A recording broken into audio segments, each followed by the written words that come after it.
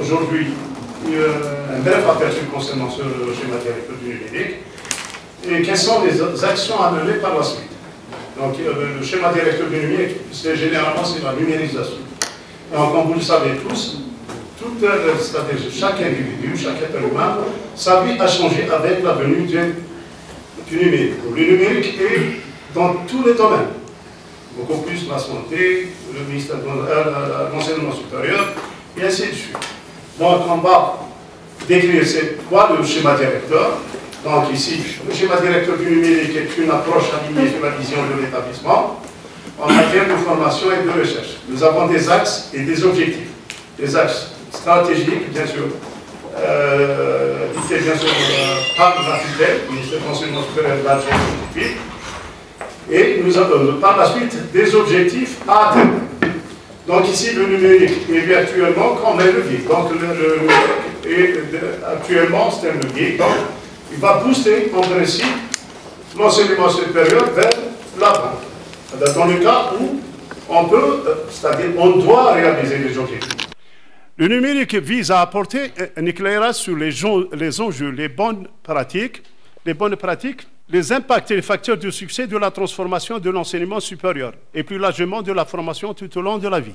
Donc là, c'est une définition, bien sûr, du numérique.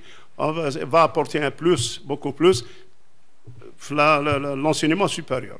Les trois véritables questions, c'est-à-dire pourquoi faire du numérique, à quoi sert et à qui cela sert-il vraiment, quels bénéfices sont tirés compte tenu des investissements financiers et humains nécessaires.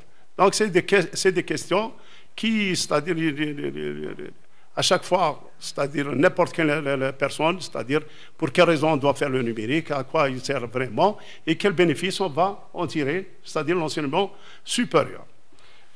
Ces questions, les réponses à ces questions s'articulent autour de 5 axes possibles. C'est permettre l'accès au savoir pour tous, optimiser les coûts de formation, favoriser la réussite et le développement des compétences, conquérir de nouveaux marchés solvables, renforcer la visibilité. Ça, c'est des questions, c'est-à-dire possibles, c'est des réponses possibles pour ces 3 questions-là. Donc, il y a, bien sûr, chaque application a, c'est-à-dire une réponse bien déterminée. Maintenant, la construction du schéma directeur du numérique, c'est-à-dire le but du sujet, ou bien le vif du sujet. NSDN est construit autour d'une vision. La vision, c'est la vision de la tutelle, qui donne lieu à des axes stratégiques, comme il a souligné M. le recteur. Et ces axes stratégiques se déclinent en programmes. Il y a des axes, il y a des programmes, et par la suite, nous avons des projets. Au sein des projets, nous avons des actions. C'est les actions qu'on doit mener par la suite, c'est-à-dire vont donner, c'est-à-dire un échec ou un succès à une opération bien déterminée. J'ai omis une chose, monsieur les doyens, je vous ai envoyé, c'est-à-dire au fichier attaché, il y a le référentiel et le guide du SDN. Donc vous pouvez facilement, c'est-à-dire le transmettre aux membres. Donc, remarquez bien, dans cet organigramme, nous avons l'enjeu, puis il y a l'enjeu, c'est décrit par la tutelle, il y a une vision et objectif, nous avons des axes stratégiques, le programme, projet et action. L'action, je répète, c'est la plus importante, c'est-à-dire tendre au niveau local. Son rôle est de préparer l'avenir numérique d'un établissement d'enseignement supérieur, recenser l'affectation des outils et moyens numériques nécessaires à la caractérisation, à la concrétisation du projet, les préciser, les situer dans le temps et dans l'espace. Beaucoup plus, ces actions-là doivent être situées dans le temps et dans l'espace. Beaucoup plus le temps, parce que nous avons, par la suite, vous allez voir, que nous avons des échéances, et ces échéances doivent être, c'est-à-dire, bien, c'est-à-dire réglées. Pour cela, il faut une feuille de route. La feuille de route, ou bien roadmap, sert à réunir, à synchroniser toutes les parties intéressées qui interviennent directement sur l'exécution du projet, qui est mesuré par des indicateurs. Remarquez bien, nous avons le projet. Dans le projet, il y a des tâches, mais pour les tâches, il faut qu'il y ait des piliers. Et parmi ces piliers-là, on peut citer les ressources humaines, les ressources matérielles et les ressources temporelles. Nous avons le modèle, maintenant le modèle d'une roadmap, remarquez bien, d'une roadmap, c'est nous avons un projet. Le projet, c'est l'ensemble des tâches. Il faut qu'il y ait une certaine finalité. La finalité, c'est le but à poursuivre, c'est-à-dire poursuivi par, c'est-à-dire l'établissement en elle-même. Et à travers ça, il faut qu'il y ait des initiatives. C'est des activités à réaliser pour atteindre la finalité. Enfin, nous avons un modèle de calcul. C'est la manière de calculer l'indicateur, comme on avait déjà cité auparavant. Et par la suite, la cible, c'est l'objectif à atteindre. C'est la valeur idéale à atteindre par l'indicateur. Et on va voir maintenant c'est quoi l'indicateur. Parce que c'est par le biais de cet indicateur qu'on doit, c'est-à-dire le projet a un succès ou bien a un échec. C'est quoi un indicateur? L'indicateur clé de performance ou KPI. Un indicateur clé de performance ou KPI, en anglais, c'est Key Performance Indicator, est un indicateur qui permet de suivre l'évolution d'une stratégie dans le but d'atteindre des objectifs. Il peut être analysé sur une base hebdomadaire, mensuelle ou trimestrielle. Donc ici, c'est le facteur temps que j'ai cité auparavant. Le SDN a une démarche. Cette démarche-là, avant tout, comme il a souligné monsieur le recteur, nous avons il y a 3 comités en principe. Il y a le comité national chapeauté par monsieur le ministre. Il y a le comité régional, c'est le CR, chapeauté par les présidents des conférences régionales, et le comité local, bien sûr, présidé par le chef de l'établissement. Nous avons ici, premièrement, la démarche du schéma directeur du numérique, c'est l'étude de l'existant. Et c'est la phase 1. C'est la première phase, c'est l'étude de l'existant. C'est-à-dire la première phase qu'on doit effectuer. Puis nous avons, remarquez bien, ici nous avons une vision du numérique, c'est la vision globale. Nous avons 12 enjeux. La vision, elle est répartie en 6 volets. Et nous avons 7 axes stratégiques. Pour les axes stratégiques, nous avons, pour les 7 axes stratégiques, nous avons 16 programmes. Et pour les programmes, nous avons 102 projets. Donc 42 plateformes numériques. Donc ici, nous avons les axes, l'enjeu, les axes, les programmes et les projets. Et dans les projets, il y a toujours les actions. La méthode de travail est la suivante. La première des choses, on doit planifier. Il faut planifier, puis passer à l'action, c'est le réaliser. Enfin, vérifier si les résultats sont bons ou mauvais. Est-ce qu'il y a amélioration? Sinon, s'il y a échec, on doit refaire le travail. Et la roue de Deming continue à tourner. Sinon, si le buzz, c'est-à-dire les résultats sont satisfaisants, donc automatiquement, la roue s'arrête. Dans cette diapo, nous avons une planification, bien sûr. La planification, remarquez bien que nous avons le nom de l'université, nous avons un programme et nous avons un projet. Le projet, par exemple, améliorer le contexte du travail au sein de l'université. Donc, il y a une finalité, comme on l'avait souligné avant, l'initiative, le mode de calcul, les cibles. Et à droite, vous avez l'échéance. On est limité dans le temps. On est limité dans le temps, beaucoup plus dans les actions pédagogiques. Janvier, février, par exemple, ici. Donc, le semestre 1, semestre 2, et ainsi de suite. Qu'est-ce qu'on va faire par la suite? Puis, planification, maintenant, passe à la réalisation du travail. Il faut noter les lacunes. Il faut être un observateur. Prenez les décisions pour y remédier. Partager et communiquer. Puis, noter les solutions à apporter aux lacunes. S'il y a des lacunes, bien sûr. Donc, là, la roue, elle tourne toujours. Hein. Puis, on doit vérifier le travail. Comparer l'étape réalisée à celle planifiée, c'est-à-dire est-ce qu'elle est bonne ou mauvaise, faire un amalgame entre ce qui a été planifié et ce qui a été obtenu, dresser un tableau comparatif, significatif et facilement exploitable lors de la phase suivante, c'est l'amélioration. C'est-à-dire la phase suivante, c'est l'amélioration. Bien sûr, si le résultat n'est pas fiable. L'amélioration et interprétation. Remarquez bien, en fonction des valeurs prises par les indicateurs, on remarque les observations et il faut prendre une décision. Si le KPI est du type qualitatif, la valeur prise par la cible est oui ou non, sans valeur intermédiaire. Il n'y a pas de valeur intermédiaire du tout.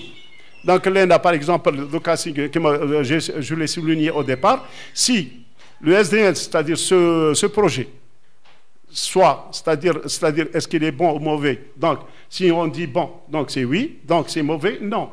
Il n'y a pas une valeur intermédiaire entre eux, entre elles plutôt. Maintenant, si c'est non, l'instance concernée doit chercher une solution. Et en s'adressant au pilote régional ou national selon le cas.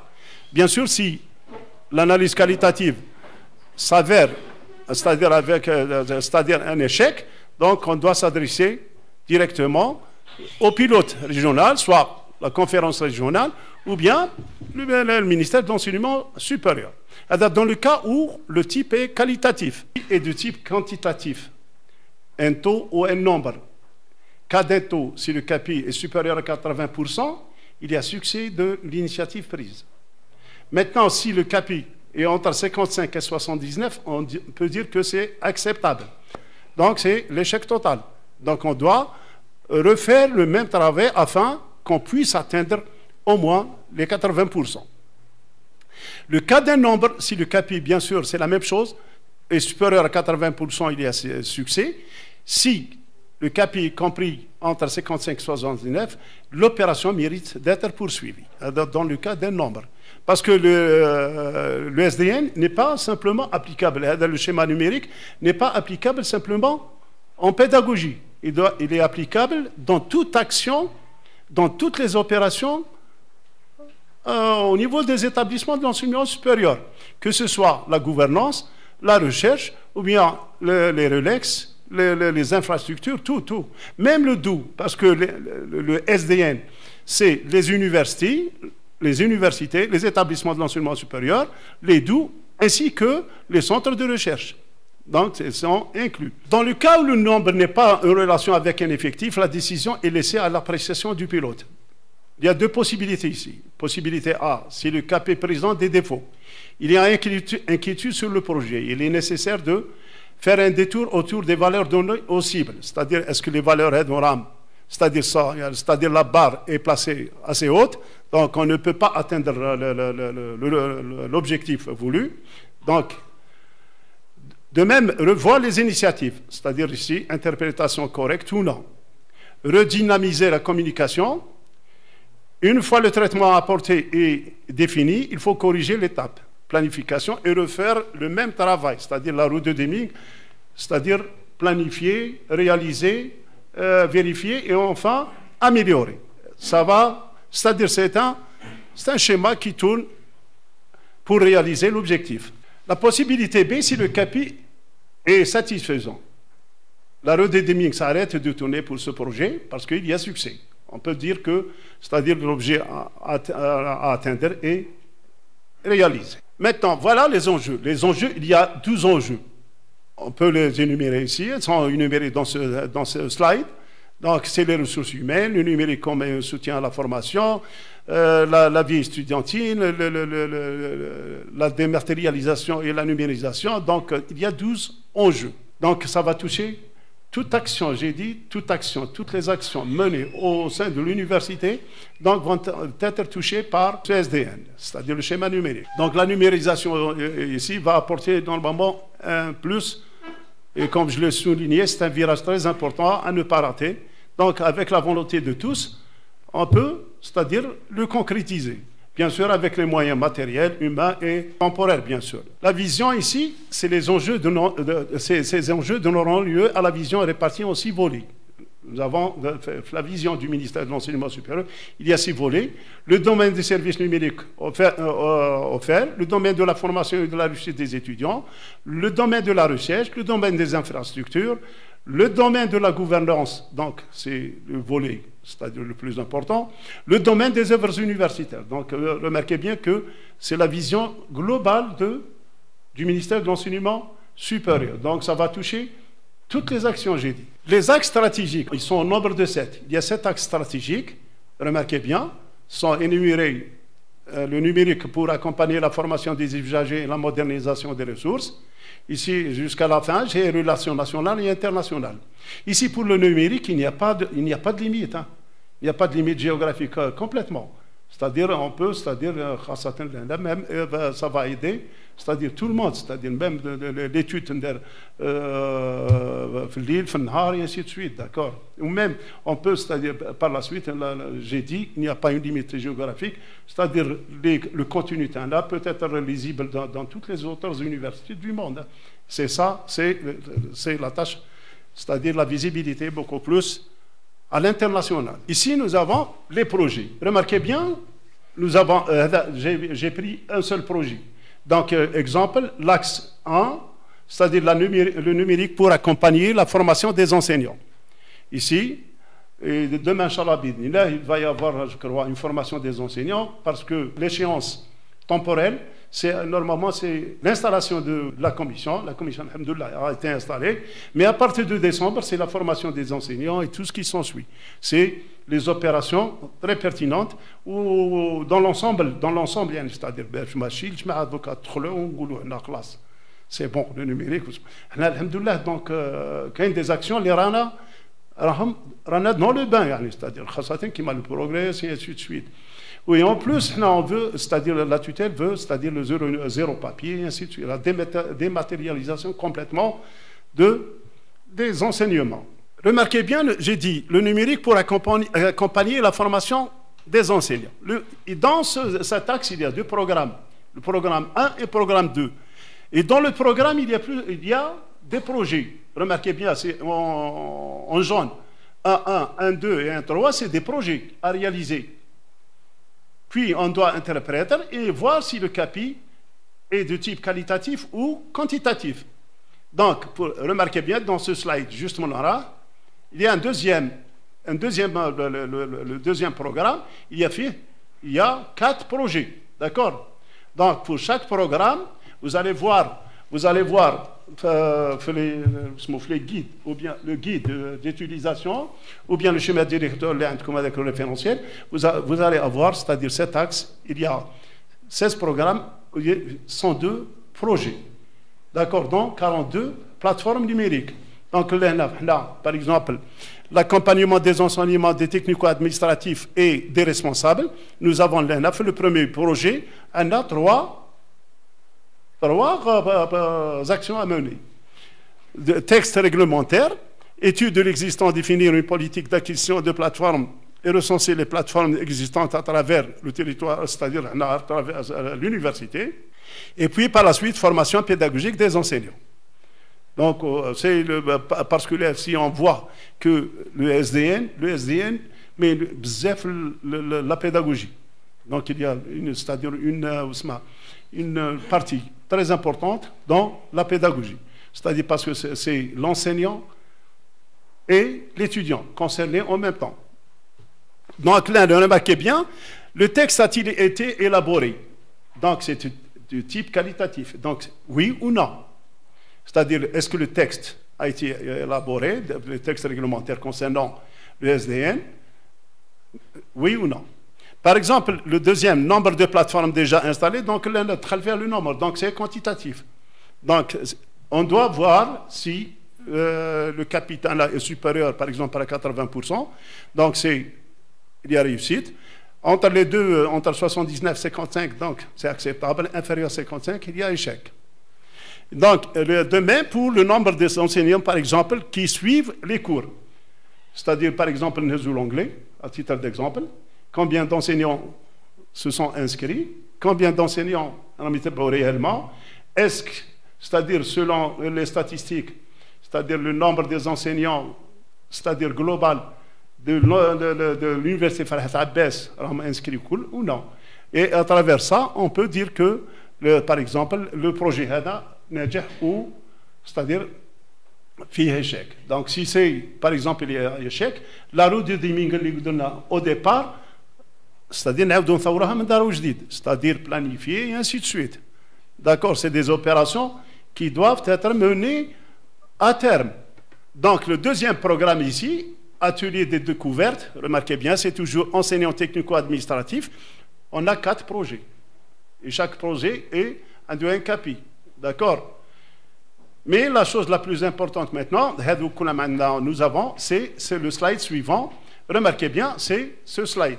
cette diapo, premièrement, c'est ça, c'est le travail le plus important.